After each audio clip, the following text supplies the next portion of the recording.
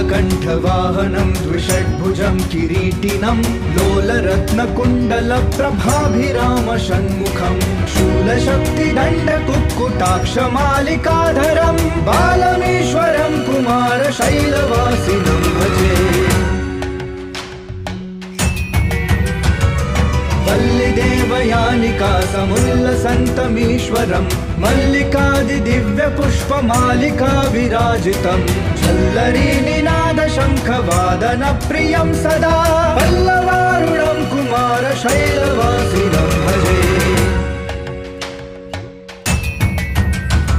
षडाननं कुङ्कुमरक्तवर्णं